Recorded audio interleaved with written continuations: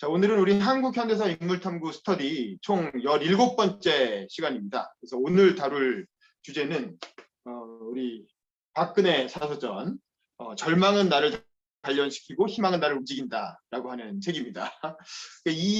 오늘이 우리가 17번째 스터디잖아요. 그래서 박근혜 대통령이 혹시 17대 대통령인가 하고 알아보니까 17대는 아니고 18대 대통령이더라고요. 그리고 그 다음에 문재인 대통령이 19대.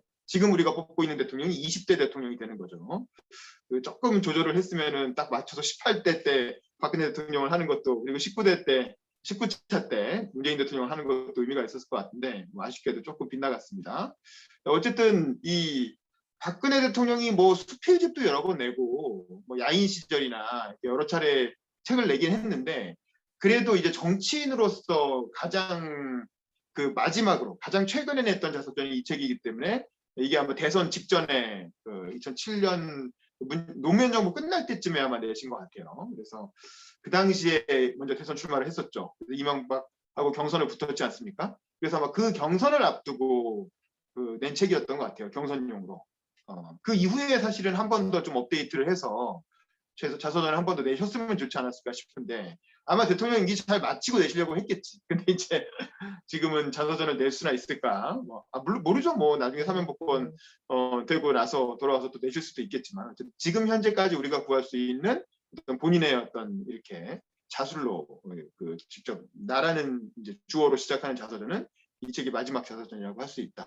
그래서 우리가 이거를 읽고 어떻게들 느끼셨는지 얘기를 나눠볼 텐데, 만약에 이 책을 읽으신 분은 읽으신 소감을 얘기하시고, 못 읽으신 분은 그냥 박근혜 대통령에 대한 본인이 갖고 있는 느낌이 있잖아요. 얼마 전에 대통령이었으니까. 이분은 뭐 역사 속의 인물이 아니고 우리가 현대사를 같이 살아가는 인물이잖아요.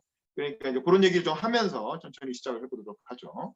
우리 박원규 씨는 오늘 책을 안 읽고 그냥 옵저버로 들어오시긴 했는데, 좀 이따가 박근혜 정부에 대한 뭐 소감 같은 걸 좀 여쭤보도록 하고, 먼저 박정훈 씨부터 어제 도서관에 가서 바로 선자리에서 200페이지를 읽으신 우리 박정훈 씨부터 음소거 키시고, 간단히 이 200페이지 앞부 읽으셨습니까? 그 소감이 어떠신지 좀 얘기해 주시죠.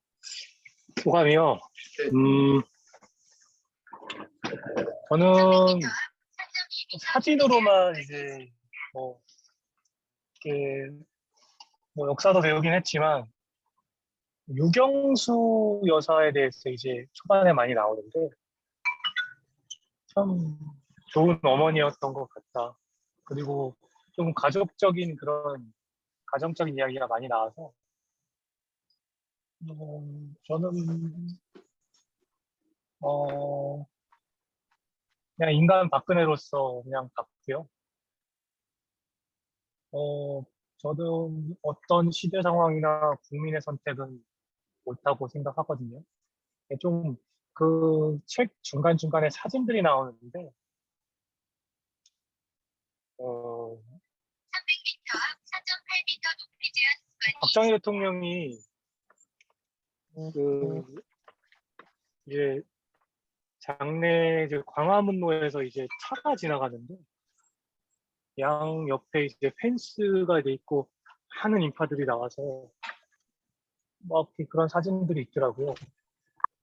근데 저는 실제로 광화문에서 이제 노무현 대통령이 이제 공구차가 지나갈 때 그때 봤었거든요. 그때도 박정희 생각나. 대통령 돌아가셨을 때, 그때 돌아가셨을 광화문에서 때. 아마 장례식 한 그 장면 말씀하실 거죠? 네, 광화문에서 이제 광화문에서 많은 사람들이 도로에는 나오지 않고, 노무현 대통령 때는 도로에도 사람이 나와갖고 그 막 노란 막 뭐 종이 비행기 날리면서 그랬던 기억이 나거든요. 뭐 사람들 진짜 모세가 진짜 그 홍해가 갈라지듯이 홍해가 갈라지듯이. 사람들이 쫙 갈라지면서 그걸 실제로 봤어요. 근데 지금 그 자서전에 나와 있는 사진에도 비록 펜스에 쳐져 있지만 많은 사람들, 그리고 뭐 거기에 나와 있더라고요. 뭐 할머니를 얻고 온 아들 뭐 이런 얘기 나와 있으면서, 비록 우리가 민주당사도 뭐 이렇게 공부하면서 그때 시대 상황과 독재자였지만 그런 인간적인 면을 알 수 있는 그런 책이었던 것 같습니다. 제가 지금 일하고 있어서요, 길게는 얘기 못하겠고. 네, 아무튼 그렇습니다. 알겠습니다. 한 200페이지 네. 정도면은 대략 박근혜 전 대통령이 정치에 입문한 이후까지는 네. 나온 거죠. 한나라당. 정치에 딱 입문한 이후 초반이요. 예, 그 정도까지 읽으신 거죠. 딱 정치에 네. 입문해서 한나라당 네. 부총재하고 뭐 달성 대첩. 달성 네네네. 대첩. 거기까지. 그 대구 네. 대구 달성의 네. 보궐선거 네네. 출마하고 뭐 그랬던 시점. 네네. 알겠습니다. 뭐 사실 제가 보기엔 중요한 부분은 다 읽으신 것 같습니다. 이 책에서. 정지용 변호사님 운전 중에 들어오셨네요. 이 힘든 상황에서. 이거 운전에 집중하시고요. 안전 운전하시고. 네. 네네. 운전하다가 심심하시면 좀 얘기하셔도 되고요. 알겠습니다. 알겠습니다. 제가 주로 듣겠습니다. 네네, 그러시죠. 네. 우리 네. 김보미 의장님 들어와 계신데, 우리 김보미 의장님도 간단히 뭐 아마 이 책을 읽진 않으셨을 것 같고, 그냥 박근혜 대통령에 대한 인상, 박근혜 정부에 대한 소감, 뭐 기억, 뭐 이런 게 있으면은 좀 편하게 얘기해 주시죠. 김보미 의장님, 음소거 키시고. 네, 이제 막 집에 들어와서 계속 줌이네요. 요즘엔 줌 지옥에 살고 있는 것 같습니다. 저도 오늘 이게 4번째 행사입니다. 저녁에만. 오늘 저녁에만 4번째. 줌 때문에. 근데 요즘에는 이제 줌 중독이 일어나가지고 오늘은 줌이 없나 이러고 찾아보는 시대가 된 것 같습니다. 실제로 좀 박근혜 대통령님에 대한 여러분들의 의견이나 좀 이런 거 좀 들어보고 싶어가지고 빨리 접속해서 들어왔고요. 이 책은 못 봤고 좀 이거는 따로 시켜가지고 한번 봤으면 좋겠고 되게 전체적으로 박근혜 정부를 저는 그렇게 막 나쁘다고 생각하진 않았거든요. 예, 지금 다른 분들은 어떻게 생각할지 모르지만 그래서 좀 다시 추후에 재평가되지 않을까 역사가 뒤로 갔을 때는 이런 생각이 좀 들고 다른 분들도 말씀도 좀 잘 들어보겠습니다. 일단은 그리고 한편으로는 박근혜 대통령님 시대 때 그리고 또 마지막 또 이렇게 지금 현 상태가 지금 좀 안타까워서 말씀을 좀 드리기가 어려운 부분이 있습니다. 네, 이 정도로만 하겠습니다. 네, 알겠습니다. 우리 정지용 변호사님도 혹시 그냥 간단하게 운전 중이신데 소감 정도, 그러니까 박근혜 정부에 대한 소감. 아마 이 책은 안 네. 읽으셨을 테고. 예. 지금 제가 봉은사 불교학교 지금 갔다가 중간에 그 카톡에서 제가 보면서 바로 인터넷 서점에 중고 서점에 심판은 절판됐더라고요. 그래서 저 중고 서점에 알라딘 들어가가지고 일단 주문해놓고 그 이제 지금 제가 이제 사실 박근혜 정부 때 그때 19대 때 제가 박영선 의원님 모시면서 굉장히 많이 싸웠거든요. 그 국회에서. 그래서 그때 제가 느꼈던 게 아니 이렇게까지도 하는데 이게 국민 지지가 이렇게 지금 되냐 이게 어떻게 되는 거냐 그러면서 우리나라 국민들은 다 왜 이렇게 그런 거지 막 이렇게 생각했는데 축하한 거 아닌가? 어느 순간에 확 그냥 이게 무슨 쓰나미 오는 것처럼 밀려가 버리더라고요. 그렇죠. 그래서 참 이게 진짜 물은 배를 띄우기도 하지만 뒤집기도 한다. 그거를 확실히 지금 진짜 체감을 했고, 그리고 이게 아마 정관정유에서 나오는 말인가 그럴 거예요, 중국에. 예. 그러고 이제 정권 마지막에 이제 집회할 때 광화문 집회할 때 제 처랑 그때 초등학교도 안 들어간 아들이랑 같이 집회를 여러 번 참석을 했거든요. 근데 그때 아들이 이제 그 광화문에 가서 같이 집회해본 그 경험이 굉장히 그런 민주주의 교육하는데 큰 도움이 됐던 것 같아요. 그래서 얼마 전에 전두환 대통령 사망했을 때도 그 광주 5.18에 대해서 설명을 하면서 아들아 너가 광화문에 가서 이렇게 막 박근혜는 물러가라 이렇게 시위도 하고 막 그랬었지? 그랬더니 아들이 그렇게 했다는 거예요. 그런데 갑자기 군인들이 앞에 나와가지고 총을 쏴고 이랬다고 생각을 해봐. 그게 5.18이라고 이제 그 경험을 바탕으로 해서 제가 설명을 해줄 수가 있었거든요. 예, 그냥 지금 이제 다른 분들도 또 많이 말씀하셔야 되니까 저는 일단 여기까지만 하겠습니다. 예. 네, 알겠습니다. 감사합니다. 박원규 씨도 오늘 옵저버로 처음 들어오셨는데 그래도 그냥 뭐 책은 물론 안 읽으셨겠지만 뭐 소감이라도 한 말씀 해주시죠. 본인 소개하고. 이 박근혜 정부에 다 경험을 했잖아요, 우리가 얼마 전에. 박근혜 정부에 대한 뭐 느낌이라든가 소감 같은 거. 박원규 씨? 예, 네네. 몰골이 좋지 않아서 카메라를 좀 끄고 있었는데요. 네, 괜찮아요, 괜찮아요. 그리고 얘기하셔도 돼요. 박근혜라는 사람은 개인적으로 보면 시작부터 끝까지 불행한 사람이 아니었나 그런 생각을 했고요. 그러니까 개인이라는 사람이 그러니까 사람으로서 행복하지 않으면 어떤 일을 해도 결과가 좋지 않겠다라는 생각을 박근혜라는 인물을 통해서 우리가 배울 수 있지 않은가 그런 생각을 했습니다. 그래서 이번 대선에서도 사실 좀 연결지어서 생각할 만한 점이 뭐 이렇게 행복하지 않은 삶을 사는 분들이 대부분 대선 후보로 나왔거든요. 이번에. 그래서 이 사람들은 개인으로서의 그 각자가 존재할 것인가 그런 생각이 조금 들거든요.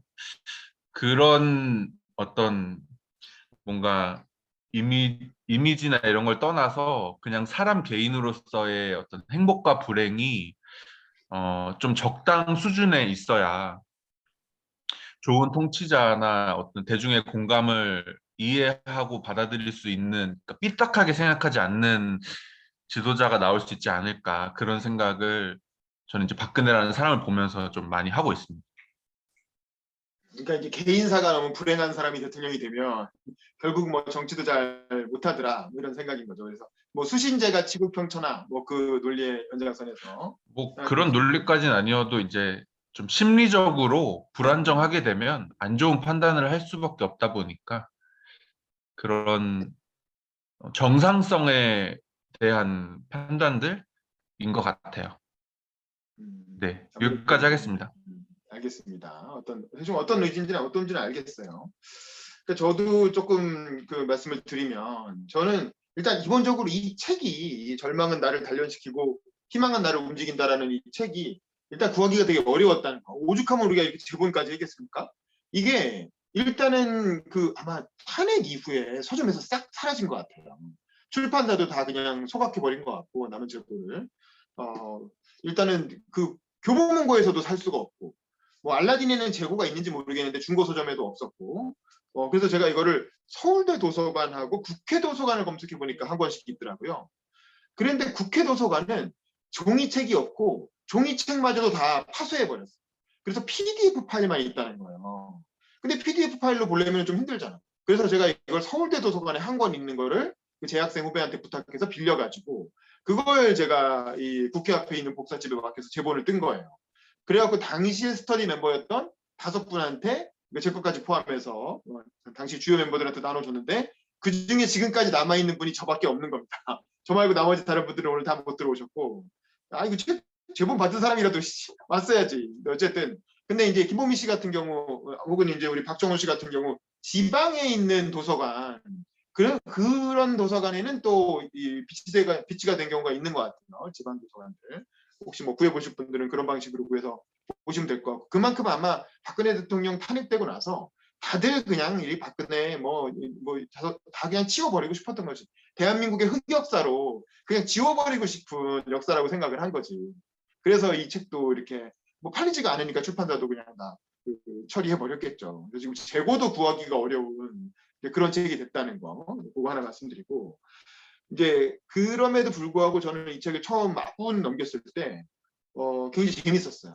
특히 그 박정훈 씨가 한 200쪽 정도까지 읽었다 그랬잖아요. 제가 그 정도까지 읽으시면 딱 좋은데 왜냐면 어린 시절이 재밌어. 역시 아주 어린 시절하고 박정희 대통령과 유경수 여사에 대한 추억 그리고 청와대 생활 여기까지가 사실 굉장히 감상적이면서 이렇게 저도 같이 좀 가슴이 아려오는 이제 그런 공감대도 생기고 이분의 인격이 이런 굵직굵직한 사건들을 통해서 이렇게 형성됐겠구나 싶은 이제 그런 생각도 들고 또 우리나라의 아픈 현대사잖아요. 박정희 가족의 역사라는 건 뭐 유경수 선수도 그렇게 돌아가시고 박정희 본인도 그렇게 돌아가시고 아들도 뭐 마약으로 인생이 좀 꼬였고 그리고 그 자매간에도 결국 박근혜와 박근영 사이에도 사이가 안 좋았잖아요. 뭐 그런 얘기들이 있고 뭐 그런데 그 박근혜 대통령의 가족사 자체가 사실은 대한민국의 약간 슬픈 현대사이기 때문에 저도 많이 되게 이렇게 좀 공감하면서 많이 읽었고 그래서 이 정치에 입문하기 전까지 정확히 말하면 박정희 대통령이 돌아가시기 전까지의 어떤 서술이 굉장히 좀 읽을 만하다. 물론 이제 박근혜 대통령이 뭐 직접 쓰진 않았겠죠. 이 책을 낼 때만 해도 이미 국회의원으로서 꽤 유력한 대선 주자였기 때문에 본인은 구술을 했겠지. 뭐 옛날에 이런 일이 있었어요라고 구술을 하면 전업 작가가 이제 문장으로 다듬어서 냈겠죠. 그러니까 그래서 문장이 나쁘지 않은데 어쨌든 우리가 알려진 이른바 박근혜 대통령 특유의 외계어라는 걸 염두에 두면 그런 것 치고는 잘 쓴 책이다. 또 앞부분까지는 그런 생각이 들어요. 근데 이제 아쉬운 점은 이분이 잃어버린 18년이라고 하잖아요. 저는 참 이분이 서강대 공대를 간 것까지도 그 박정희 대통령이 과학기술을 중시했기 때문에 이제 맞달로서 이공계로 가가지고 사실은 과학자가 되겠다라고 꿈을 꾸고 서강대 공대를 다니고 그것도 뭐 아버지가 대통령이었으니 뭐 이렇게 뭐 여러 가지 에피소드들이 나오잖아요. 뭐 잠깐 학교 갔다가 땡땡이 치고 명동 가서 뭐 그 영화 본 얘기도 나오고 뭐 그러는데 어쨌든 이제 그렇게 공대를 친구들이랑 어울리다가 뭐 공대 여학생이 하나밖에 없어서 그야말로 원조 공대 아름이었던 거지 박근혜 대통령이. 그랬는데 이 학부를 마치고 프랑스로 유학을 가잖아요. 사실 그래 프랑스에서 계속 유학 생활을 잘 해가지고 훌륭한 공학자가 돼서 박사학위라도 받는다든가 그리고 나서 한국으로 돌아와서 제대로 된 직장인으로서의 커리어, 그 연구자로서의 커리어든 뭐든 제대로 된 직장인으로 산 기간이 한 1년, 2년이라도 했었으면 좋았을 텐데 이제 그런 시간을 가지지 못한 채 그냥 이렇게 듣다는 거. 그렇게 갑자기 그러니까 딱 6개월 유학가 있는데 어머니가 돌아가신 거예요. 어머니가 돌아가시니까 이제 대사관에서 연락이 와가지고 뭐 영희님 급하게 귀국하셔야 되겠습니다. 그래서 뭔지도 모르고 귀국하는데 내려서 그 인천 김포공항에 내려서 갑판대를 보는 순간 유경수 암살이라고 하는 글자가 딱 보였다는 거 아닙니까? 그걸 보자마자 가슴이 진짜 뭐에 이렇게 콱 송곳이 찔리는 것 같은 그런 통증을 느꼈다는 거 아닙니까? 그리고 또 나중에 박정희 대통령 들어갔을 때도 그렇고 자고 있는데 새벽에 갑자기 누가 비서관이 와서 깨워갖고 영희님 뭐 일어나셔갖고 일단 의관을 정지하셔야 되겠습니다. 그래갖고 갑자기 옷 차려입고 나올 때부터 그 느낌이 이렇게 안 좋았다는 거 아니에요. 그러니까 뭐 그런 것들을 봤을 때 이분이 제대로 된 사회생활, 제대로 된 직장 생활을 해보지 못한 채 갑자기 퍼스트레이드가 됐고 그래서 사실은 직장인으로서 자립하기 전에 이미 영부인이라는 직업이 생겨버린 거예요. 그리고 그 퍼스트레이드라는 직업 자체가 엄청 바빴기 때문에 한 6년 정도, 그 어머니가 74년에 들어가지고 79년에 아버지 돌아가실 때까지 한 5년, 6년 정도를 퍼스트레이드로 활동하느라 제대로 된, 그게 20대잖아요. 20대 초중반, 한참 사회에 나와서 직장인으로 자리 잡고 이렇게 뭔가 이렇게 사회생활을 배워나간 선배들한테 일도 배우고 혹은 연구자로 박사를 갔으면 박사 학위를 받기 위한 연구자로서의 또 인간관계가 있잖아요. 교수님한테 뭐 쪼이기도 하고 대학원 선후배들이랑 어울리기도 하고 또 학문 공동체 속에 들어가서 또 공학도로서 뭔가 이렇게 내공을 쌓고 뭐 인간관계를 익혔을 텐데 그런 어떤 한 성인으로서의 성장 기회가 박탈됐던 거죠. 어머니의 죽음으로 인해서. 그게 사실 되게 안타까운 포인트고 그래서 어머니가 돌아가시는 바람에 갑자기 귀국해서 어머니의 역할을 대신하다 보니까 사실은 이제 이렇게 일반적인 성인으로서 직장 생활을 하면서 겪게 되는 다양한 경험을 할 기회를 잃었고 그리고 나서 바로 이제 의전으로서의 삶이 시작된 거죠. 근데 저는 이게 되게 안타까운 이분의 인생에서 보면 되게 안타까운 포인트인 것 같아요. 한마디 제대로 된 어떤 그 인간의 그 일반인들의 그런 어떤 그 삶의 애환을 느낄 여유가 없이 바로 그냥 국가 그 원수의 퍼스트레이드 역할을 하면서 의전으로서의 삶을 살게 됐고 그 다음에 박정희 대통령이 돌아가신 이후에 그것도 되게 안타까운 점인데 차라리 난 전두환이 박근혜한테 돈을 주지 말았어야 됐어요. 전두환이 청와대 들어가서 은행을 열어보니까 뭐 8억 원인가 당시 돈으로 8억이면 엄청난 액수잖아요. 그 현금이 있었다는 거 아닙니까? 그러니까 4억 정도는 자기가 그냥 가져서 부하들 나눠주고 한 4억 절반 정도는 박근혜를 그냥 줬다는 거 아니에요. 그래서 박근혜를 누가 전두환한테 그럴 권력을 줬냐고, 국본데. 근데 그걸 꺼내가지고 박근혜한테 이거 갖고 먹고 살아라 하고 그냥 현금으로 4억을 줬다는 거 아닙니까? 그러니까 사실은 그때부터 그 당시 4억이면 지금으로 치면 40억? 한 100억 가까운 그 느낌의 돈인 거죠. 그 당시에 뭐 1억만, 복권 1등 1억만 당첨돼도 인생이 역전되는 시절이었으니까. 뭐 집은 뭐 몇백만 원이면 집 사고 뭐 이런 시절이었고. 그러니까 그 당시에 뭐 4억 정도를 그냥 줬으면 뭐 엄청난. 그러니까 이 박근혜는 그 이후에도 18년간, 그러니까 대구에서 보궐선거에 당선되기까지 18년간 그 퍼스트레이디가 18년간 야인으로 살았는데 한 번도 직업을 가져본 적이 없어요. 물론 본인은 이 책에서 뭐 내가 뭐 이렇게 은둔의 삶을 살았다고 하는데 나도 대한민국 국민이었다 뭐 이렇게 써놓긴 했지만 실제로 보면 그 기간에 관한 에피소드는 뭐가 있냐면 뭐 우리 국내 여행 다닌 얘기 정도밖에 없어요. 여행 다니고 무슨 뭐 이렇게 에세이 같은 거 쓰고. 아니 그럼 그 18년간 어떻게 먹고 살았냐고. 보통 사람 같으면 18년이면 나 회사 생활하고 월급 타고 직장에서 쪼이고 그러다가 연애하고 결혼하고 뭐 이런 인간의 일상사를 겪어야 될 그런 시기인데 박근혜 씨는 그런 게 없어요. 그런 게 없고 18년간의 사실상 본인은 이제 대한민국 국민으로서 살았다라고 하지만 뭐해서 먹고 살았냔 말이지. 근데 그런 게 없어. 누굴 만났고 어떤 인간관계를 가졌고 어떤 모임에 참여했고 이런 게 전혀 자서전에서 완전 스킵이 되고 그냥 바로 그 다음에 이제 50대쯤 돼서 40대 후반쯤 돼서 바로 정치에 도전하게 되는 얘기로 넘어가는 거죠. 근데 그 미싱 링크가 뭐냐면 여기서 최순실이 나오는 거죠, 사실은. 박근혜는 이미 4억 원을 전두환으로부터 받았을 때부터 평생 먹고 살 걱정이 없는 사람이 된 거고 이미 20대 후반에는 아니에요. 평생 먹고 살 걱정이 없는 사람이 됐고 근데 돈은 많은데 이런 일상생활을 해본 적이 없었기 때문에 가장 믿을 수 있는 그 당시에 가장 인간적으로 신뢰하고 있던 사람이 최태민 목사였고 사실 그 최태민 목사와의 관계를 박정희 대통령도 엄청나게 싫어해가지고 최태민 목사를 암살하려고까지 했다는 거 아닙니까? 뭐 저 인간 죽일 수도 없고 뭐 이럴 정도로 그게 그냥 김재규가 그렇게 열심히 중앙정보부장으로서 자료를 모아가지고 최태민이 박근혜를 완전히 지배하고 있다고 여기 이 책에도 나오지만 새마을봉사단이라는 게 다 최태민 목사가 만들어준 거잖아요. 왜냐면 새마을운동은 박정희 대통령이 했지만 새마을운동이라는 건 박근혜 퍼스트레이디가 이제 본인이 총재로서 한 건데 그때 명예총재 역할, 총재와 명예총재를 번갈아 했던 사람이 최태민 목사거든요. 그러니까 최태민 목사가 박근혜가 그런 활동을 할 수 있는 판을 깔아준 사람인 거예요. 그리고 유경수 여사 돌아가시고 나서 뭐라 그랬냐면 유경수 여사를 꿈에 만났다 이거야. 꿈에 최태민 씨의 꿈에 유경수 여사가 나타나서 박근혜한테 내 말을 이렇게 전해달라고 해가지고 여러 차례 청와대로 편지를 보내서 박근혜를 만나서 마치 유경수 여사가 빙의한 것처럼 유경수 여사만이 할 수 있는 얘기를 막 박근혜한테 해줬다는 거 아니에요. 그래서 박근혜가 최태민한테 넘어가가지고 뭐 외신의 어떤 정보에 따르면 몸과 마음을 바쳤다 이렇게 하는데 그래서 이제 정유라가 사실은 최태민하고 낳은 박근혜 딸이다 이런 얘기도 있었잖아요. 근데 이제 정유라 씨 얼굴을 보면 그게 아니라는 게 확실하죠. 왜냐하면 너무 최순실하고 똑같이 생겨서 이제 그거는 아닌 게 확실한데 그리고 제가 봤을 때 박근혜 대통령 성품을 봤을 때 최태민 씨하고 그런 육체적인 관계로 얽혔을 것 같지 않아요. 그런 사람은 아닌 건 확실한 것 같아요. 다만 이제 정신적으로 굉장히 많이 의지한 건 맞는 것 같고 그 딸이었던 최순실 씨가 사실상 이제 처음에 식모 정도라고 생각을 했겠지. 이제 그 나이 또래 동년배 친구가 없는 사람이니까 그런 이제 친구 겸 이제 부하, 뭐 비서 겸 이렇게 해가지고 일상생활을 이렇게 챙겨주는. 그래서 박근혜 대통령 재판 때 나온 얘기가 박근혜 대통령은 한 번도 자기 이름으로 은행에서 계좌를 튼 적이 없다는 거 아닙니까? 박근혜란 이름으로 계좌를 개설해 본 적이 없대요. 왜냐면 현금 4억 원이 있었으니까 그냥 그 돈만 쓰고 살아도 뭐 이렇게 계좌 필요가 없었던 거예요. 그리고 일상생활에 필요한 대소사 뭐 슈퍼 가서 뭐 사오고 이러는 건 최순실 씨가 다 한 거지.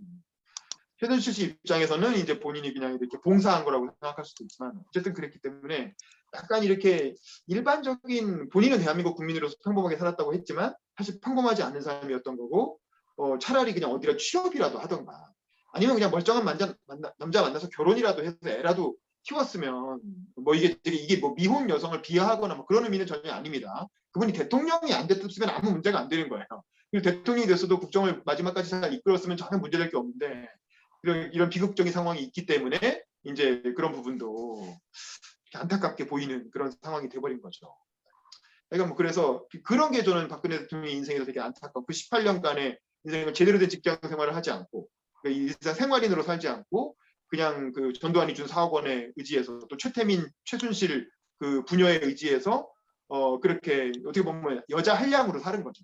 그냥 여행이나 다니고 뭐 에세이 같은 거나 쓰면서 가끔 여성 잡지 같은 데 인터뷰나 좀 하고 그러면서 사실은 이렇게 세월을 보내다가 이른바 이제 그 IMF가 97년 IMF가 터지면서 우리 아버지가 어떻게 만들어 놓은 나라인데 이렇게 망하는 꼴을 볼 수는 없다. 뭐 이러면서 이제 그 정치에 도전을 하게 된 거 아니에요. 왜냐면 이회창 총리가 이회창뿐만 아니라 그 당시에 뭐 김대중 뭐 모든 정치 세력이 다 박근혜를 영입하려고 했다는 거예요. 왜냐면 그때 박정희 신드롬이 97년 말에 막 일어나면서 박정희 대통령의 평가가 갑자기 역전되면서 좋아지니까 너도 나도 박근혜를 영입하려고 했고 이제 그러다가 이회창 총재 그 영입을 받아들여서 보궐선거에 출마해서 당선이 돼서 국회의원으로서의 이제 일상이 시작이 되는 거죠.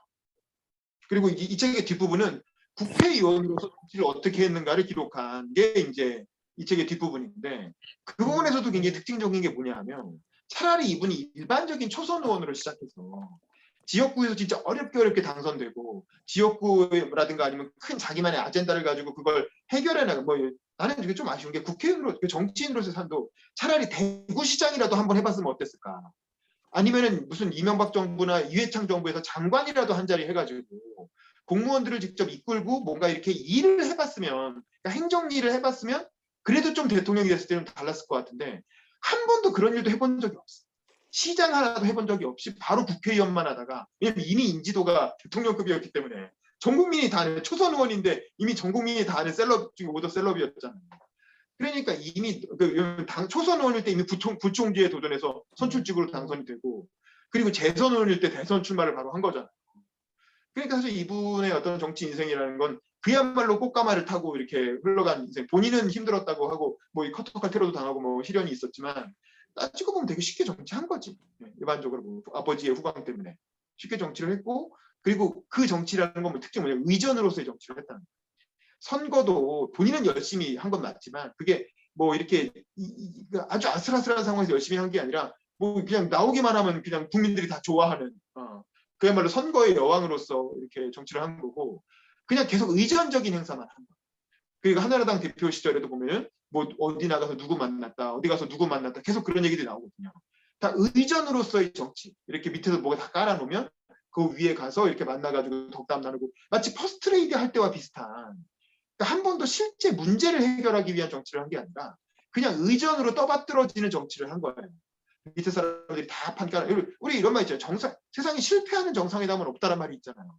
왜냐하면 정상회담이라는 건 밑에 이제 외교부 관료들이 다 판을 깔아놓고 온갖 문제를 다 조율하고 정상들은 만나서 덕담하고 사인만 하면 되게 해놓은 거잖아요. 의전이라는 게 그런 거거든요. 그러니까 안 되는 문제를 되게 하기 위해서 머리를 싸매고 실제로 뭐 하나하나 해결해 나가면서 공무원들과 함께 이 문제를 풀어가는 그런 정치를 해본 적이 없는 거예요. 그냥 항상 퍼스트레이디 시절처럼 의전으로서의 정치를 쭉 하시다가 그 인기를 가지고 대통령까지 그냥 쑥 돼버리는 이제 그런 정치인 아주 특이한 사실 이런 정치를 한다는 게 쉽지 않은 일인데 아주 특이한 그런 정치인이었던 거죠. 그랬기 때문에 이분이 대통령이 됐을 때 어떤 문제가 생기냐면 저는 이분의 대통령 임기를 생각하면 이제 좀 몇 가지 아쉬운 지점이 있는데 일단 야당 정치인 시절에는 야당 정치인 시절에 박근혜는 좀 평가할 만한 부분이 있는 것 같아요. 위기 시에 사실은 천막 당사 뭐 이런 거 있잖아요. 노무현 대통령 탄핵으로 인해서 지지율이 막 2% 3%까지 한나라당이 완전히 박살나가지고 진짜 10석 20석도 못 건질 거라고 했을 때 천막 당사라든가 이제 그런 결연한 태도를 통해서 국민들에게 사과하는 모습을 보이고 결국 120석까지 이렇게 의석을 회복시킨 그런 어떤 능력을 보여준 거는 분명히 있고 저는 그거는 뭐 최순실이 도와줘서 할 수 있는 게 아니라고 봐요. 그건 이제 박근혜 대통령의 어떤 그런 애티튜드, 박근혜 대통령 그런 진지한 애티튜드가 있는 사람이거든요. 뭔가 이렇게 애국심의 아이콘. 정말 이분은 국가를 사랑하는구나라는 그런 그 국가라는 게 결국 아버지 어머니로 의인화된 돌아가신 아버지 어머니가 대체된 그런 국가였지만 어쨌든 그렇다 하더라도 그런 진지한 애국심의 어떤 진정성이 보였기 때문에 저는 국민들이 지지했다고 보고 그런 면에서 어떤 그런 위기를 돌파하는 리더십은 있었고 그리고 또 노무현 대통령하고 정상회담한 부분이 나와요. 이 책에 보면. 이른바 4대 개혁 입법이랑 대연정 논란 때 대연정이라는 게 뭐냐면 노무현 대통령이 박근혜 대표한테 총리하라는 거였거든요. 당신이 총리를 해보시오. 당신이 총리하고 당신이 임명하고 싶은 사람 장관 다 임명해보시오. 저는 차라리 박근혜 대통령이 그걸 받았으면 좋았을 것 같아요. 받아서 총리라도 해보면서 장관들이랑 같이 행정 실무를 한번 해봤으면 더 좋은 대통령이 됐지 않았을까 싶은데, 이제 근데 사실은 그때 이 적은 걸 보면은 박근혜 대통령이 한 말이 또 맞아요. 왜냐하면 우리나라 대통령은 책임제고 국민이 노무현 대통령을 임명한 거지 나를 임명한 게 아니지 않느냐. 그러면 당신이 그걸 맡았으면은 당신 임기 중에 책임지고 잘할 생각을 해야지. 왜 자꾸 정권을 내놓으려고 하느냐. 대통령 못해먹겠다 이런 소리 하지 마라. 오히려 그렇게 조언을 했다는 얘기가 나오는데, 저는 그건 또 박근혜 대통령이 또 잘한 부분이라고 생각하긴 해요. 박근혜 대통령 개인으로서는 차라리 행정 경험을 쌓았으면 더 좋았겠지만, 뭐 어찌됐건 그 대연정 거부한 얘기도 이 책에 나오고 뭐 그렇습니다. 4대 개혁 입법 뭐 좌절시킨 얘기도 이 책에 나오고, 그래서 그런 것들은 야당 대표로서의 박근혜는 나름대로 판단이 상식적이었고, 그리고 어쨌든 그 한나라당의 입장에서 보면 굉장히 훌륭한 리더십을 발휘해서 위기를 잘 이렇게 극복시켰다라는 생각은 드는데, 이제 한 가지 아쉬운 좀 특징적인 점은 뭐냐면 중국과의 관계가 되게 좋았어요. 중국 지도자들과의 관계가. 근데 이제 그건 왜 그랬을까 생각해 보면 박정희 대통령에 대한 평가가 중국에서 압도적으로 좋았기 때문입니다. 왜냐면 박정희 대통령이 이제 독재자이면서 경제 성장을 성공시켰잖아요. 근데 중국이 딱 필요로 했던 그 당시 중국이란 나라의 발전 단계에서 딱 필요로 했던 게 박정희 같은 리더십이었거든요. 그러니까 국내적으로는 독재를 하면서 그 고속 성장을 일으키는 그런 리더십이 중국에서 되게 이상적이었기 때문에, 또 등소평도 박정희를 되게 부러워했잖아요. 그러니까 등소평 이후에 중국 정치인들이 다 박정희를 부러워했고, 박정희의 딸인 박근혜가 대선 주자가 된 게 중국 정치인들 입장에서 되게 반가운 일이었던 거죠. 그래서 중국에서 박근혜를 여러 번 초청을 합니다. 갈 때마다 뭐 시진핑 만났다, 뭐 장점민 만났다, 뭐 이런 얘기들을 막 자랑스럽게 늘어놓거든요. 이제 이런 것들이 아마 중국 지도부와의 어떤 인간적인 친화성이 생겼던 것 같고, 저는 그게 중국에 대해서 굉장히 친근감을 가지고 있었고, 박근혜란 사람 자체가. 그리고 김정일도 만나잖아요. 야당 국회의원 시절에 김정일도 북한에서 초청해갖고 만나거든요. 김정일 입장에서도 사실은 그 박정희의 딸인 박근혜가 대통령 되는 게 김정일도 나쁘지 않았겠죠. 왜냐면 자기도 김일성의 아들이잖아요. 그런 식으로 이제 세습 권력이 한국에 등장하는 게 중국이나 북한에서 그렇게 나쁘지 않았던 거예요. 그러니까 내심 박근혜에 대해서 그렇게 크게 반대하지 않고 약간 호감을 보였던 것 같고. 그런데 이제 이게 그러니까 박근혜 정부의 외교가 이게 전반기와 후반기가 상당히 다른 게, 사실은 엉망진창, 박근혜 정부 외교가 엉망진창이 돼버린 이유 중에 하나도 중국과 너무 정서적으로 본인이 가까워서 임기 초에 중국 열병식에 가잖아요. 중국 인민해방군 미군하고 싸운 그 인민해방군 열병식에 민주주의 국가 지도자로서는 유일하게 박근혜가 거기 푸틴이 있고 뭐 이런 자리인데, 거기 가서 이제 거기서 같이 그걸 사회를 받는단 말이야. 그래서 미국이 난리가 났단 말이에요. 미국 외교가가 뭐 이건 뭐 미친 거 아니냐, 형. 박근혜 아니 어떻게 우리 적국인데 우리랑 전쟁한 나라인데 거기 가가지고 우리나라 동맹국인 미국의 동맹국인 한국 대통령이 어떻게 거기 가서 베이징 가서 사회를 받고 앉아 있냐. 저희 다 미친 거 아니냐. 다 이런 얘기가 외교가에서 나왔다는 거죠. 왜냐하면 박근혜 대통령은 그런 생각이 없고, 그런 어떤 외교에 대한 복잡한 그런 게 없고 의전으로서 의전. 이렇게 그런 데 가서 좋은 대접 받는 게 정치라고 생각을 하는 거죠. 그런 데 가서 인간적으로 친교 쌓고 이러는 게 정치라는, 그러니까 그런 의전적 정치를 하다 보니까 이제 그런 거에 대한 그런 게 없었고, 그래서 엉망진창이 되고, 그러니까 처음에는 그렇게 해가지고 중국과 관계를 되게 이렇게 친근하게 가다가 나중에 미국에서 난리가 나는 것 같으니까 절컥 또 사드 배치를 해버리잖아요. 그러니까 또 임기 후반으로 가서 중국과의 관계가 엉망진창이 돼버리잖아요. 중국의 관광객 다 차단해버리고. 그러니까 일관성이 없는 거야. 임기 4년 동안 외교가 완전히 이렇게 들쭉날쭉했던 거고, 일본과의 관계도 마찬가지예요. 일본과의 관계도 처음에는 위안부 사태 뭐 이런 것 때문에 계속 이렇게 아베 만나주지도 않고, 그때 처음에 고이즈미였고 나중에 아베인데 계속 이렇게 일본과의 관계를 탁탁 이렇게 칼처럼 끊어내다가 나중에는 임기 말에 갑자기 또 위안부 합의를 덜컥 해버리잖아요. 그것도 불가역적인 합의라는 식으로 덜컥 그냥 일방적으로 합의해버리고, 또 그 할머니들 얘기는 듣지도 않고, 그렇게 해가지고 자기가 또 외교적 성과를 임기 말에 갑자기 얻으려고. 너무 이제 외교가 냉탕과 온탕을 180도 오가는, 그러니까 중국 관계, 대중 관계도 그렇고 대일 관계도 그렇고, 그러니까 미국과의 관계도 그러니까 미국도 도대체 이 정권은 도대체 뭐 하는 정권이 이게 도대체 그 친미냐 반미냐 이게 알 수가 없을 정도로 굉장히 혼란스러운 외교를 했는데, 저는 그거는 박근혜 대통령이 외교를 그런 의전으로 배웠기 때문에 그런 게 아닌가. 그러니까 박정희 대통령의 어떤 치밀한 어떤 외교 안보 전략의 관점에서 접근했다기보다는 그냥 그런 의전, 인간적인 관계, 지도자들 간의 인간적 관계, 뭐 이런 유전적으로 접근했기 때문에 이제 그런 외교적인 참사가 일어났던 게 아닌가, 박근혜 정부 때. 이제 그런 생각이 들고, 어쨌든 아까 말한 것처럼 이렇게 실질적인 행정 경험이 없는 사람이 대통령이 되다 보니까 그 권력은 공백을 허용하지 않는다라는 유명한 말이 있잖아요. 이게 박근혜 대통령 자체는 굉장히 열심히 일했다고 생각하신 것 같아요. 그러니까 이분이 뭐 출근을 안 했다 이런 얘기를 하는데 이분한테는 출근이 의미가 없는 거예요. 어차피 가족이 없고 혼자 살기 때문에 관저에서 눈만 뜨면 이미 임기가 그 근무가 시작되는 거지. 그 굳이 왜냐면 밖으로 나오려면 머리도 해야 되고 이 올림머리라는 게 4시간씩 이렇게 해야 된다는 거 아닙니까? 그러니까 그 옷도 뭐 챙겨 입어야 되고 번거로우니까 그냥 관저에 앉아서 업무를 본 거예요. 집에 그 사무실 나오지 않고. 그리고 청와대 가보시면 알겠지만 이 관저와 그 여민관이 굉장히 멀리 떨어져 있거든요. 그래서 거기까지 나오는 것도 일이에요. 그래서 그냥 그러느니 내가 뭐 이렇게 번거롭게 이런 사람 저 사람 번거롭게 하느니 그냥 나는 관저에 앉아서 보고서 들어오면 보고서 보고. 그리고 그러니까 이제 권력은 공백을 허용하자니까 그 대통령이 직접 이렇게 보고서나 보고 앉아 있는 사이에 실제로 중요한 의사결정들이 이루어지잖아요. 그걸 누가 했겠습니까? 그걸 이른바 문고리 3인방이라고 하는 국회의원 시절부터 그 비서진 3인방이 뭐 정호성이니 뭐 이런 사람들이 한 거고, 그 문고리 3인방의 리더가 정윤회였던 거고, 정윤회가 최순실의 남편이었잖아요. 그리고 그 뒤에 정윤회 뒤에는 최순실이 있었던 거고, 최순실이 사실상 어떤 비서로서 그런 연설문 쓰는 것부터 시작해서 그 뭐 미용과 피부 미용과, 왜냐면 이게 이 카토칼 테러가 그게 그냥 끝난 게 아니거든요. 그 이후에 후유증이 계속 있거든요. 그러니까 이 카토칼 테러에 대한 후유증을 관리하기 위해서 계속 시술을 받은 거예요, 청와대에서도. 그래갖고 무슨 뭐 이렇게 뭐 무슨 주사 맞았다 이런 얘기 많이 나왔잖아요.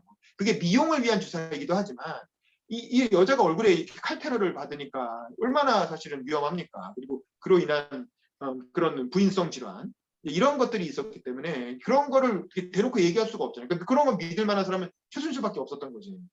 그래서 이제 그런 부분을 최순실한테 뭐 또 의상이나 이런 것도 많이 의존을 했고, 그렇게 권력의 빈 공백을 메운 사람이 바로 문고리 3인방 정윤회, 또 김기춘 비서실장, 그 아버지 선대 때부터의 신하라고 할 수 있는 김기춘, 그리고 김기춘이 중요했던 우병우 수석, 뭐 이런 사람들. 그다음에 외교안보는 주로 군인 출신으로 뭐 김광진 뭐 그런 김장수 뭐 이런 사람들, 외교안보 그 국방부 장관 찍고 청와대 안보실장 한 그런 사람들 쭉 있었잖아요. 나중에 감옥 가신 분들. 근데 이런 양반들, 그러니까 군부 출신들을 되게 중용을 하면서 왜냐면 아버지가 군인 출신이었으니까 믿을 만한 게 이제 군부였던 거지. 그런 사람들을 중심으로 국정을 운영하다 보니 국정의 빵꾸가 뻥뻥 뚫리는 거죠. 중요하게 챙겨야 될 부분들을 대통령이 직접 안 챙기고, 대통령은 보고서 읽고 앉아 있는데 사실은 이게 아까 말한 이렇게 너무 이렇게 공주로 태어난, 왕자 공주로 태어난 혹은 사람들의 특징이 뭐냐면 이 사안의 경중을 잘 판단을 못 한다는 거예요. 자기 앞에 오면 다 중요한 일인 줄 아는 거죠. 그래서 옛날에 그 전여욱 씨가 쓴 그 박근혜 그 탄핵 때 쓴 박근혜 비판하는 책에 보면 어떤 얘기가 있냐면, 한나라당 대표 시절에 비서실장이었잖아요. 너무 중요한 회의가 있다는 거예요. 대여 전략을 결정해 너무 중요한 회의를 하는데 박근혜가 이상하게 그 다음 날인가 막 미국 방문한 일이 있었나 봐요. 근데 미국 방문하기 위해서 무슨 상원 의원인가 뭐 누굴 만나는데 선물을 주게 돼 있다는 거예요. 근데 이 책에도 보면 나와. 자기가 선물 고르느라 얼마나 고생했는지 이게 이 책에도 나오거든요. 그 선물을 무슨 뭐 백자를 할 것이냐, 무슨 명함첩을 할 것이냐, 뭐 요 선물을 고르느라고 몇 시간을 이렇게 고민을 하더라. 중요한 회의를 주재해야 되는데 당대표가 오질 않는 거야. 그래서 비서실장이 발을 동동 구르면서 대표님 왜 안 나오시는, 이 선물 고르는 게 너무 중요해가지고. 근데 그렇잖아. 선물은 그냥 비서한테 알아서 고르라고 하고 자기는 그 중요한 정책 결정의 자리에 함께 해야 되는 거잖아요. 근데 이분은 그런 의사결정이 안 되는 거야. 이게 뭐가 중요하고 뭐가 가벼운 일인지. 근데 사실 의전적 관점에서 생각하면 선물에 마음을 담는 게 중요한 걸 수도 있죠. 그냥 의전만 놓고 생각하면 내가 이분한테 마음을 담아서 선물을 하면 내가 이만큼 오래 고민하는 결과 준 선물이 더 의미가 있다고 생각할 수도 있지만, 그게 아니고, 그건 퍼스트레이드일 때는 그게 의미가 있지만 실제로 당대표고 대통령이면 정말 중요한 정책적 의사결정, 정치적 의사결정을 하는데 시간을 더 써야 되는데 그런 의사결정이 안 되는 분인 거야. 그 뭐가 중요하고 뭐가 덜 중요한지에 대한 판단이 안 되고 그냥 이게 보고서가 우르르 들어오면 보고서 보느라고 하죠. 그냥 집에 관자에 앉아서 보고서만 들여다보고 있는 거예요. 그리고 자기는 열심히 일했다고 생각하는 거지. 그래서 자기는 주말도 그래서 그 감옥에 가가지고 쓴 편지인가 뭐 아니면 그 대변인 변호사한테 한 말인가 보면 이런 말을 했다는 거예요. 어느 날은 내가 임기가 1년 이렇게 짧아질 줄 알고 미리 내가 그렇게 주말도 없이 일했던 것 같다. 그러니까 남들은 5년에 할 일을 4년 안에 다 하느라고 주말도 없이 맨날 그렇게 일했다라고 본인은 그렇게 회고를 한다는 거예요. 본인의 인기를. 근데 이제 그거는 우리가 보기엔 일한 게 아니고 논 건데 자기는 집에서도 맨날 보고서만 읽었다 이거지. 각 부처에서 올라온 보고서. 그러니까 자기는 집에서도 일을 했다라고 생각을 하는 거죠. 근데 사실 그건 일한 게 아니었던 거죠. 그 본인은 일했다고 생각할지 모르지만 대통령으로서는 그런 일을 하는 게 중요한 게 아니고 장관을 한 번이라도 더 만나고 청와대 수석들이랑 회의도 여러 번 하고 구체적인 지시를 많이 내리고 또 대통령 중점 사업을 본인이 직접 챙기고 그랬어야 되는데 그러기보다는 그냥 보고서 올라오는 걸 그냥 읽거나 있고 그다음에 중요한 의사결정은 참모들한테 그 읽고 있는 사이에 중요한 의사결정 해야 되는 건 그냥 김기춘이 하고 우병우가 하고 문고리 3인방이 하고 정윤회나 최순실이 하고 뭐 그랬던 거고 그다음에 이제 박근혜 그 나중에 재판에 문제가 된 탄핵 때 문제가 된 그런 이른바 K스포츠 미르재단 뭐 이런 거 있잖아요. 그 재벌들하고 만나서 독대하면서 이것저것 민원 제기한 거. 그런 것도 보면 결국에는 박근혜 대통령이 그렇게 멍한 상태로 있으니까 박근혜 대통령을 통해서 최순실이 자기 민원을 해결을 한 거예요. 그러면서 K스포츠와 미르재단이라는 걸 최순실 씨가 차명으로 만들어가지고 왜냐하면 최순실의 딸이 스포츠 선수였잖아요. 승마 선수였잖아요. K스포츠 재단을 통해서 자기 딸을 지원하고 그리고 최순실과 뭐 내연 관계인지 뭔지 모르지만 고용태라고 하는 펜싱 선수가 있잖아요. 고용태라고 하는 펜싱 선수가 또 최순실과 그런 특별한 관계였기 때문에 또 K스포츠 채널에서 뭐 펜싱 뭐 선수단을 뭐 어디 만들게 하고 뭐 승마를 지원하게 하고 이런 어떤 최순실의 개인적인 민원들 또 미르재단을 만들어서 뭐 차은택 씨를 통해서 문화산업을 또 이렇게 했고 무슨 영재센터 이런 최순실이 유치원 원장이었잖아. 그러니까 자기 최순실의 어떤 개인 어떤 민원 사항들을 박근혜 대통령을 통해서 재벌들한테 막 이렇게 재벌 돈을 뜯어내가지고 최순실이 자기 사업을 하는 거지. 그게 이제 권력은 공백을 허용하지 않는다. 대통령이 그렇게 뭐가 중요한지를 모르고 진짜 무엇이 중요한지 이걸 몰랐던 거예요.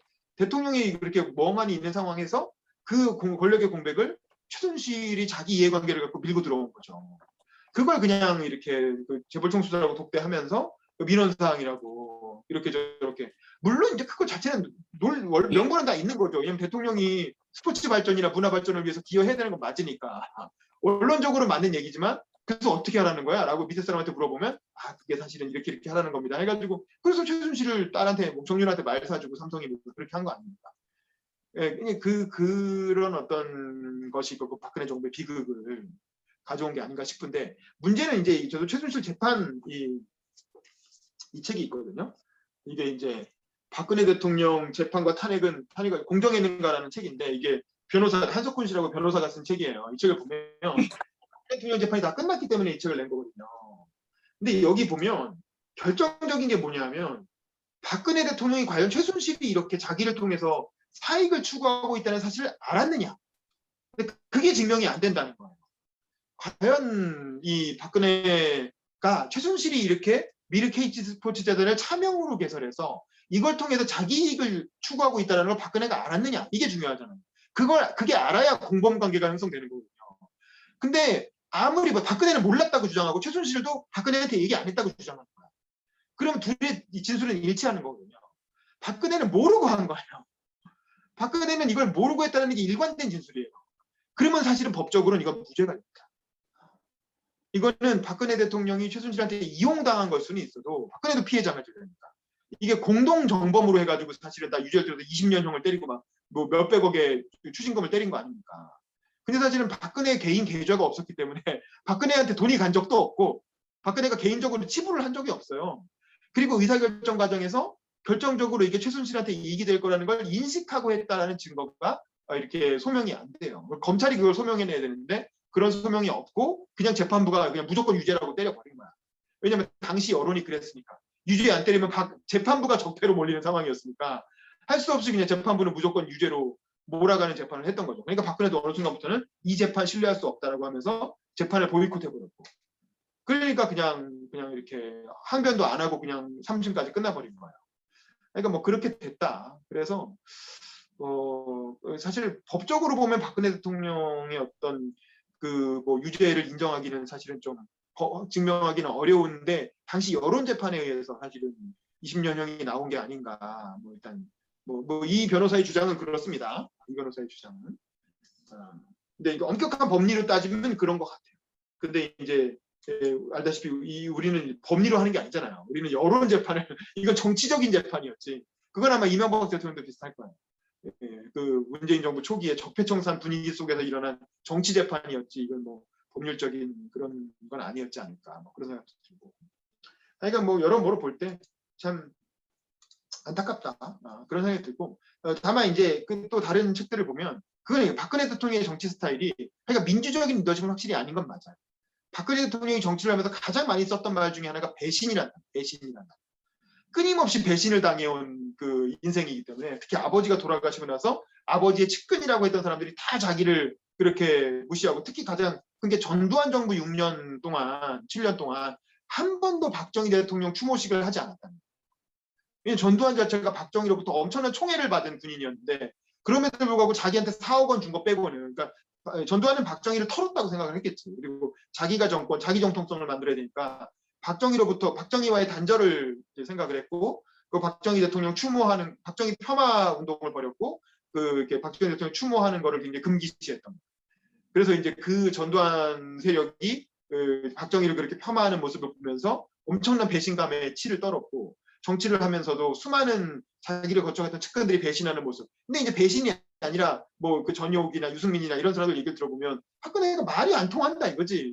뭐 그래서 이제 떠나간 건데 어쨌든 뭐 그런 배신의 정치, 레이저 눈빛, 뭐 이런 것들이 상징하는 어떤 비민주적인 리더십, 권위주의적인 리더십.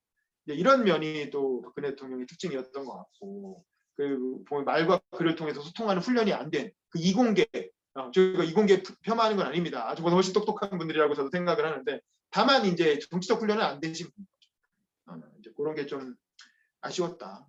그래서 전두환 대통령도 사실은 박근혜 정부 때 엄청 고초를 겪었죠. 지금 돌아가시기 전에 고초 겪은 것보다 문재인 정부 때 겪은 것보다 박근혜 정부 때 그 추징 엄청 했잖아요. 저는 뭐 950억 남았다고 하는데 아마 싹싹 긁어갖고 자식들 재산까지 긁어갖고 박근혜 정부에서 다 추징을 했어요. 사실상. 950억이 왜 남았냐면 노태우는 완납했다는 거 아닙니까? 전두환은 950억이 못 추징했죠. 왜냐? 그러니까 노태우는 엄청 짠돌이여가지고 후배들한테도 안 푼 거야. 자기가 그대로 갖고 있다가 그대로 그냥 반납한 거예요. 전두환은 엄청난 호인이었잖아요, 사람이. 그래갖고 부하들한테 엄청 쏜 거야. 근데 어떤 식으로 쏘냐면 예를 들면 세배 한번 우르르 가면 100만 원씩 막 현금으로 해가지고 촌지를 막 세뱃돈을 막 던지는 거야. 그렇게 현금으로 막 촌지 준 걸 어떻게 다 돌려받습니까? 그걸 뭐 장부에 적어놓은 것도 아니고 받은 사람들이 내가 받았다고 국고에 환수하지도 않잖아요. 그러니까 그렇게 막 뿌린 돈이 한 1,000억 원 가까이 되는 거지. 근데 그거는 이제 환수할래 할 수가 없는 거죠. 뭐 전두환이 어디 돈을 꽁쳐놔가지고 무슨 스위스 같은 데 계좌 만들어서 꽁쳐놓고 한 1,000억 원대 그거 갖고 무슨 뭐 말년에 무슨 뭐 이렇게 몰디브 같은 데 섬 하나 사가지고 거기서 왕국 차려놓고 그 편하게 산 게 아니잖아요.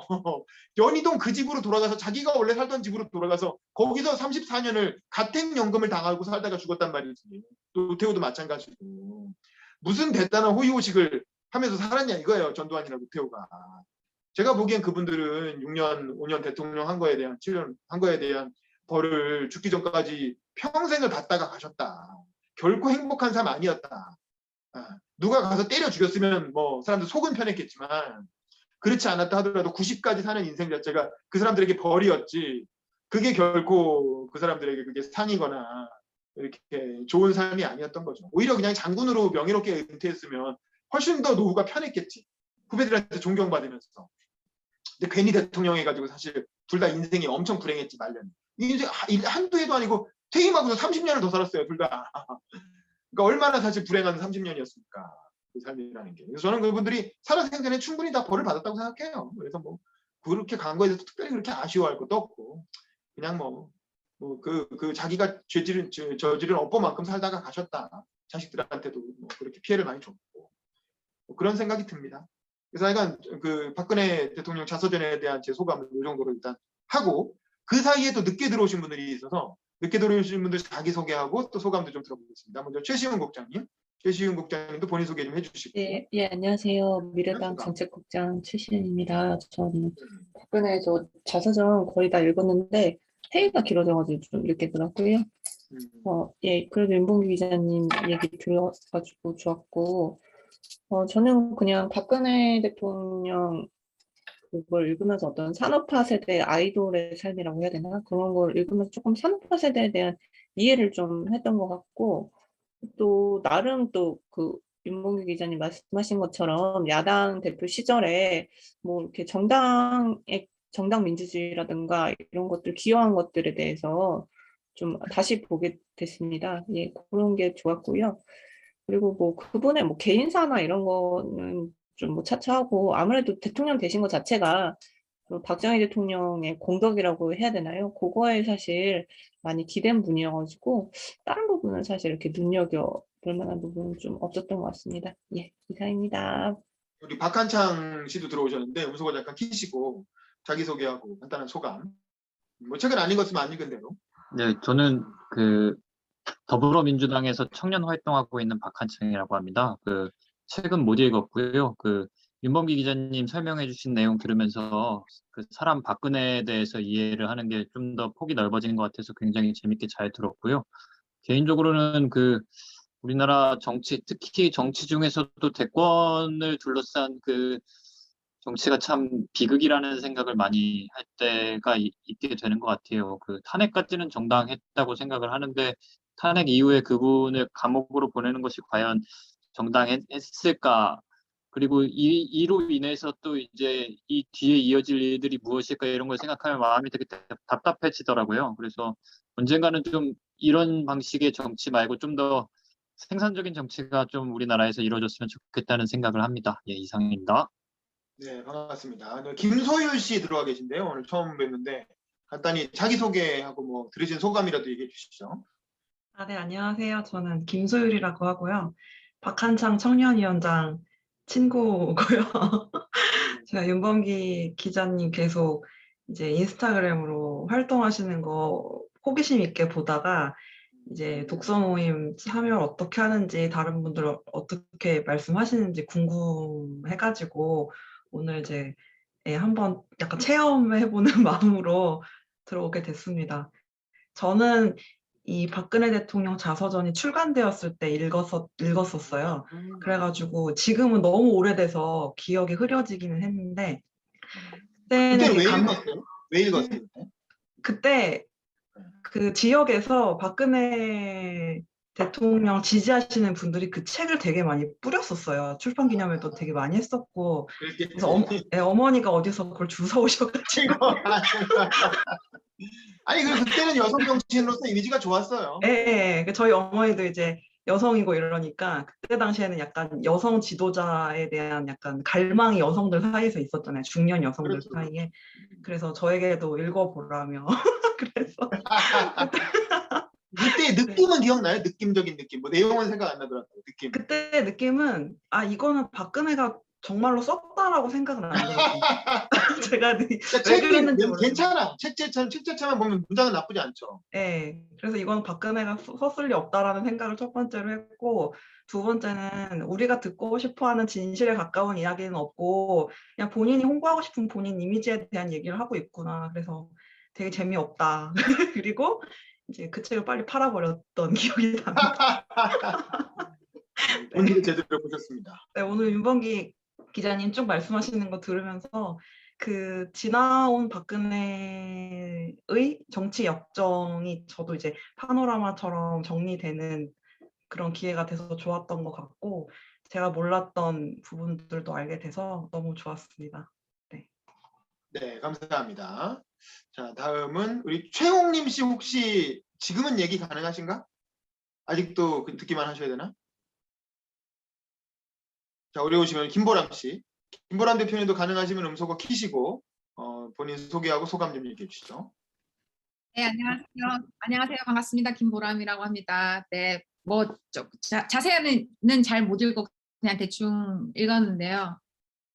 네, 역시 자서전은 믿을 게 못 된다 뭐 이런 생각을 하면서 뭐 자서전만 보면 뭐 이런 영웅이 없다 뭐 이렇게 생각할 정도로 이 정말 이 위대한 민족 지도자 뭐 이렇게끔 거의 뭐 이렇게 너무 심하게 미화가 돼 있어가지고요.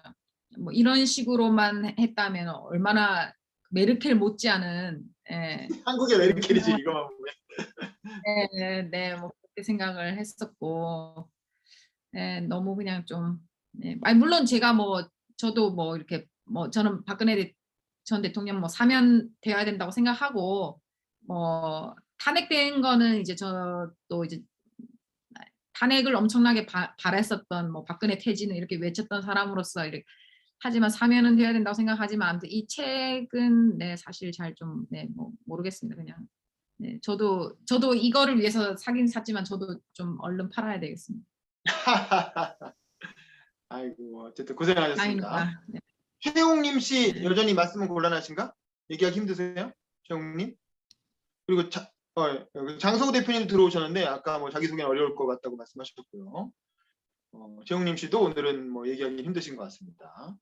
그 탄핵 관련 얘기만 조금만 더 보충하면 그 헌법재판소의 그 탄핵 주문을 한번 잘 보시면 이 책에도 그 얘기가 나오는데 사실은 그 당시에 탄핵 공소장을 썼던 게 당시 민주당의 금태섭 의원이에요. 지금은 탈당했죠.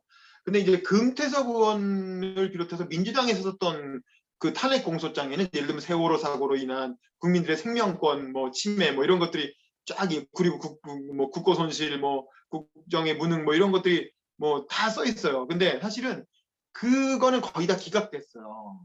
그건 헌재 판결 자체에서도 대통령을 그러니까 무능하다는 이유로 탄핵할 수 있느냐 이게 이제 법리적으로 논란이 되거든요. 대통령의 무능은 국민들이 정치적으로 심판할 문제지 선거를 다음 선거에서 그걸 사법적으로 탄핵할 만한 이유가 되느냐. 예를 들면 세월호 사고 때 아이들이 그렇게 빠져 죽는 걸 못 구해낸 거에 과연 대통령 탄핵 사유가 맞느냐 이런 논란이 있었고 사실상 그거는 그 정치적인 탄핵이었던 거지. 근데 그거는 사실은 헌재가 다 기각시켜버립니다. 그래서 그것 때문에 탄핵된 게 아니에요. 민주당이 했던 공소 사유 때문에 탄핵된 게 아니고 뭐냐면 마지막 순간에 박근혜 대통령이 검찰 수사를 받아야 되잖아요. 그 의혹이 제기되니까 본인은 기자회견 때 검찰 수사 성실하게 받겠다고까지 얘기했어. 근데 막상 이 상황이 안 좋게 들어가니까 검찰이 압수수색하려고 청와대를 갔더니 청와대 문을 걸어 잠그고 압수수색을 거부했어. 그러니까 그 만약에 이정미 재판관이 탄핵 주문한 거 보면 이거 기각이지만 헌법을 준수하겠다고 선서를 한 대통령이 이 검찰 수사에 협조하지 않는 모습을 보니 헌정 질서를 수호하고자 하는 의지가 없어 보인다는 거야. 그게 결정적인 탄핵 사유가 된 거예요. 그러니까 뭐냐면 이 배신의 정치로 인한 트라우마와 그런 어떤 그 권위주의적 리더십. 어떻게 니들이 감히 나한테 이럴 수 있어? 어떻게 니들이 감히 뭐 대통령을 현직 대통령을 뭐 이렇게 수사를 해? 이러면서 문 딱 걸어 잠그고 됐어. 그런 태도가 사실은 그 사법부가 탄핵할 수 있는 헌재가 탄핵 결정을 내릴 수 있는 빌미를 주게 된 거죠. 사실은 아마 막판에 박근혜 대통령이 검찰 수사만 성실하게 받았어도 탄핵 안 당했을 거예요. 재판 그 정치적인 탄핵, 국회에서 탄핵을 통과시켰겠지만 헌재에서 그거를 찬성 의결하기는 쉽지 않았을 거예요.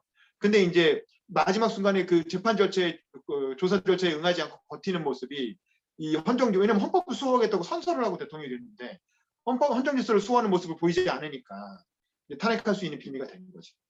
그리고 그 이후에 이루어지는 그 박근혜 대통령 재판은 사실은 여론 재판이었다. 그게 법적으로 엄밀하게 따지면 사실은 실정법을 위반했다고 보기가 되게 애매한 것들인데, 근데 이제 그런 것들을 그냥 이렇게 여론으로 몰아간 거죠. 그거 만약에 유죄 안 때렸으면 그 판사들 부관 참시가 됐어요. 그 조리돌림이라고 그러죠. 판사 이름 인터넷 다 돌고 아주 적폐 판사로 그렇게 낙인이 찍혔을 테니까 판사들이 무서워서 다 유죄를 때릴 수밖에 없었던 거죠. 이명박에 대해서도 마찬가지고. 그러니까 뭐 좀 시간이 한참 좀 지나가고 나면 다시 한번 좀 찬찬히 이 사건을 우리가 감정을 내려놓고 그때 그 흥분을 내려놓고 찬찬히 법리적으로 한번 역사적으로 좀 재검토해볼 필요는 있겠다. 이제 그런 생각이 들고, 그래서 구체적으로 박근혜 정부 때 했던 정책이라는 게 어떤 것들이었는지도 그 중에 정말 나라에 도움이 되는 건 하나도 없었나? 창조경제라는 건 잘못된 거였나? 이런 것도 한번 좀 생각해 볼 필요는 있는 것 같아요. 창조경제라는 게 혁신경제잖아요. 슈페터가 말하는 혁신경제고 그 당시에 그 표현이 어색해서 익숙치가 않아서 그랬던 거지 문재인 정부에서 하려고 했던 혁신성장이랑 뭐 크게 보면 다른 얘기는 아니거든요. 같은 궤를 달리는 얘기거든요. 그래서 그것도 뭐 결국 우리나라가 가야 할 방향 중에 하나가 아니었나 뭐 그런 생각도 들고 뭐 어쨌든 뭐 그렇습니다. 자, 요 정도로 하고 오늘 뭐 더 추가로 하실 얘기가 없으면 오늘은 이렇게 마무리를 하는 걸로 하시죠. 최홍님 씨 혹시 아직도 말씀 곤란하세요? 최홍님 씨? 어려우신 것 같습니다. 아쉽네요. 자, 우리 다음번에는 이제 박근혜 다음은 누구겠어요? 문재인 대통령이죠. 그래서 이제 그 유명한 문재인의 운명이라는 책 있죠. 아마 여러분도 다 한 권씩 갖고 있거나 읽으셨을 것 같은데 문재인의 운명이라는 책을 주 교재로 하고 그다음에 최근에 청와대 대변인하고 나오신 강민석 대변인이라는 분이 있어요. 그 MBC 기자 출신이죠. 중앙일보인가? 뭐 하여간 그래서 그 강민석 대변인이 쓴 그 승부사 문재인이라는 책이 있습니다. 그거를 부교재로. 그러니까 문재인의 운명은 문재인이 2012년에 낸 책이잖아요. 그러니까 마치 박근혜 대통령이 이 책을 냈을 때와 비슷한 시점인 거거든요. 첫 번째 대선 출마했다가 떨어진 그때 그 당시까지의 어떤 문재인 대통령의 역사를 설명한 자서전인 거고 주로 청와대 비서실장 시절에 참여정부 시절에 된 회고가 주된 내용이고 문재인 대통령 개인사가 앞부분에 좀 나오죠. 이 책이 되게 유명한 책이죠. 문재인을 스타로 정치인으로서는 스타로 만든 책인데 그 문재인의 운명이란 책을 주교재로 하고 그 다음에 임기 중에 무슨 일을 했는지에 대해서는 안 나오니까 그거는 그 승부사 문재인이란 책으로 좀 보충하는 식으로 그렇게 하겠습니다. 이 두 책은 다 쉽게 구할 수 있는 책이니까 뭐 문재인의 운명을 못 읽으신 분은 그걸 먼저 읽으시고 그걸 옛날에 읽었다 하시는 분은 이번에 요즘에 나온 승부사 문재인 그 책을 읽어오시면 되겠습니다. 그래서 그걸 가지고 다음 달 말에 이 다음 18차 스터디죠. 18차 스터디를 할 텐데 일정을 잠깐 보시면 어차피 우리가 목요일 저녁 밤 10시쯤에 그동안 쭉 해온 걸 생각하면 23일 목요일이나 30일 목요일 저녁 밤 10시 정도 했으면 하는데 뭐 여러분들 일정은 어떠신가요? 23일이나 30일 중에 혹시 안 되시는 뭐 이렇게 여자가 있습니까? 그래 크리스마스 전보단 그래도 30일이 낫겠죠? 23일은 크리스마스 이브 전인데 네, 그렇죠 아무래도 30일로 갑시다. 네, 30일로 가서 그러면 거의 연말 송년 모임을 겸해가지고 우리 문재인 정부의 마지막 회를 함께 자서전을 읽으며 보내는 걸로 합시다. 그래서 12월 30일 목요일 밤 10시에 문재인 대통령의 문재인의 운명이라는 책과 승부사 문재인 이 두 권의 책을 주교재 부교재로 해서 18차 한국현대사 인물 현대사 스터디 하는 걸로 하겠습니다. 자, 고생들 하셨고요. 우리 사진 찍고 마무리할게요. 우리 다 같이 비디오 켜실 수 있는 분은 잠깐 비디오 좀 켜주세요. 자, 화면 보시고 책 나올 수 있으면 책 좀 이렇게 들어주시고 자, 하나, 둘, 셋. 네, 된 것 같습니다. 자, 수고하셨습니다. 다음 달에 뵐게요. 화이팅. 감사합니다. 안녕히 계세요. 네, 안녕히 계세요. 바이바이.